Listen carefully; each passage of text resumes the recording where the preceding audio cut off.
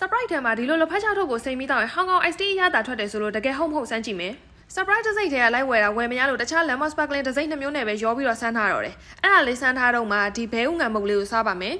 ဒီမုတ်ကိုလေဗီဒီယိုရိုက်ဖို့ဆိုပြီးဝယ်လာတာ3-4ချိန်မကတော့ဘူးဒါပေမဲ့ဒီတိုင်းစားရင်းနဲ့ပဲကုံသွားလို့အခုမှပဲရိုက်ရတော့တယ်အနောက်မှာမီးပြတ်နေလို့မှောင်မဲနေရလေးတော့တီးခန့်ကြည့်လိုက်ကွယ်ကိုကဘဲဥငံအရသာလဲကြိုက်တယ်ကုကီးလဲကြိုက်တယ်ဆိုရင်ဒီမုတ်ကလုံးဝအကြိုက်တွေမှသိချတယ်တခါစားရင်4-5ခုမကအောင်ဆဆမိနေတာဒီလိုတစ်ထုံမှဆိုရင်14ခုတောင်ပါတယ်စိန်ထားတာလည်းမရသေးတော့ထိုင်ဆောင်နေနေအိမ်ရယူလိုက်လိမ္မော်သီးလေးလည်းစားပါမယ်တခြားဗီဒီယိုတွေမှာတော့လေ surprise နဲ့လက်ဖက်ချောင်းနဲ့စိန်တာကိုတညလောက်ထားပြီးမယ်နှင်းဝရတော့အချိန်မရလို့ခဏလောက်ပဲစိန်လိုက်တယ်အယောင်သိမ့်မပြောင်းလို့နောက်ထပ်တစ်ထုပ်လည်းထပ်ထည့်လိုက်တယ်တော်တော်ကြာတော့အယောင်ပြောင်းသွားပြီနိုင်ဝက်မကအောင်စောင့်လိုက်ရတယ်အရသာမြည်ကြည့်မယ်ပေါ့နော်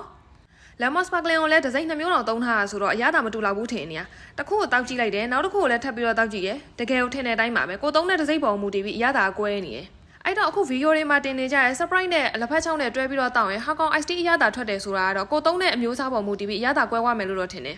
ဒါလေးကမစိုးတော့မစိုးဘူးအေးအေးလေးနဲ့တောက်လို့တော့ကောင်းတယ်ရှင်တို့လည်းနှင်းဝဲလိုပဲဒီလိုပောက်ခွရတွေလက်တဲ့ဆန်းရတာဝါသနာပါတယ်ဆိုရင်တော့လိုက်လို့ကြည့်ပေါ့နော်စောင့်နေကြည့်ပေးလို့ကျေးဇူးပါ bye